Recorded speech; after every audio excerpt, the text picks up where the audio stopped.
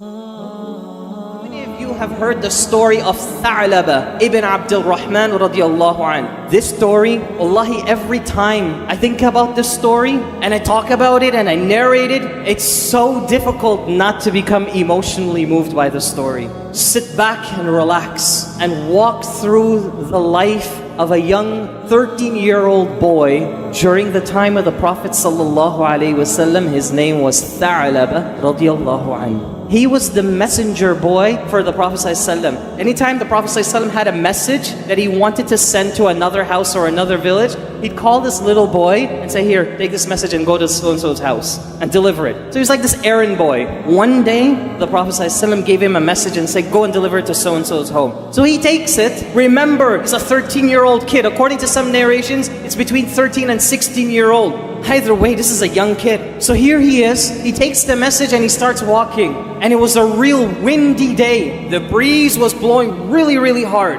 And he walked by a house. Back then the homes didn't have doors, they had curtains. So on a windy day, the curtain would blow open. So as he's walking by, just instinctively he sees a curtain by a door and he kind of turns this way. And guess what he saw? He saw a woman inside that home and she was bathing herself. As soon as he looked, he turned away immediately and he started crying and he ran away. He actually ran outside of Medina. He ran outside of Medina and he left. You know why? Listen to what a 13-year-old kid is thinking now. He said, oh my goodness, I just saw this woman and Allah now is going to put me in the hellfire. That's what he's thinking. What do 13-year-old kids think when this stuff happens to them?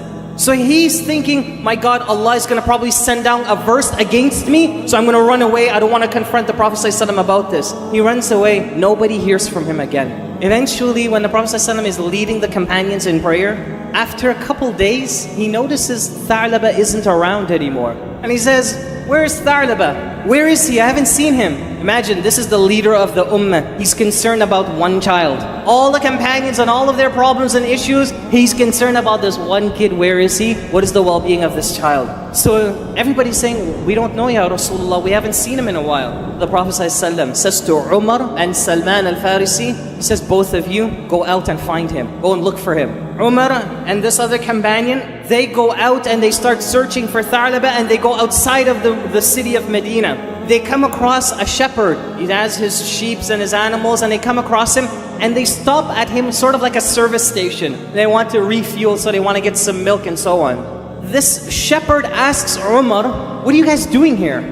It's kind of abnormal to see you guys from Medina coming around this area. So Umar says, we're just looking for somebody, a young kid. You wouldn't know who he is. So the shepherd, you know what he says? He says, perhaps you're talking about the kid who drinks the tearful milk. The tearful milk. So Umar was kind of interested. What are you talking about? So the man said, every single day around Maghrib time, there's a kid that walks down from the mountains and he comes to me and he asks me for a cup of milk.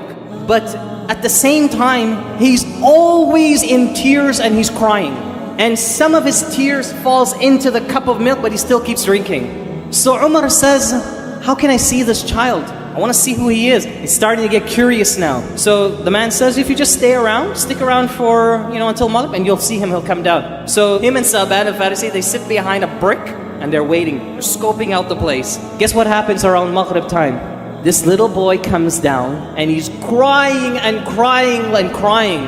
And guess who it is? It's Tha'laba. Tha'laba comes and he gets this milk from the shepherd. Before he's about to drink it, Umar is watching all of this. Before he's about to drink it, he drops it to the floor. He's getting crippled. He can't come to grips with the fact of what he saw. Remember, this is a companion that didn't look on purpose. It was by accident. He didn't just did it intentionally. It was just accident. He instinctively looked to his side and he saw something, and in a split second he turned away. Look what he's gone and done. And he couldn't hold this cup of milk. Umar came out and confronted him. Tha'laba looks at Umar and says, no. What are you guys doing here? Umar radiallahu anhu said, Tha'laba, we came to get you because the Prophet ﷺ would like to see you. Tha'laba says, no. Did an ayah come down against me? Did the Prophet ﷺ say I'm going to the hellfire? Umar says, I don't know, but you're going to have to come. Tha'laba is a little boy. Umar is mashallah, tabarakallah, okay? So Tha'laba says, I'm not going anywhere. So Umar says, He doesn't really say, who do you think you're talking to? But with that attitude, he says, oh no, you're going back to Medina. He picks up Tha'laba and he carries him back to Medina. When they get to Medina, they take Tha'laba to his house and they leave him there. They go to the Prophet ﷺ and they said, Ya Rasulullah, we found him, he's in his house. The Prophet ﷺ, you know what he does? He gets up right away and he walks to Tha'laba's house and he opens the curtain and he sees Tha'laba sitting there and he's crying. Tha'laba looks at the Prophet ﷺ and says, no, Ya Rasulullah, I can't confront you. I don't deserve to look at you. Listen to the Prophet ﷺ, Rahmatul lil Alameen, the mercy to all mankind. Listen how he starts speaking. He says, oh Tha'laba, it's okay, calm down. And he's saying, no, Ya Rasulullah, did an ayah come down against me? Am I going to the hellfire? And he says to them, Tha'laba, no you're not. There's no verse against you. Come here. Look at his style of how he's going to comfort this child. This is not even his kid. It's just a citizen amongst the Sahabas. He says, come here. And he says to Tha'laba, put your head on my leg. Lie down and put your head on my leg.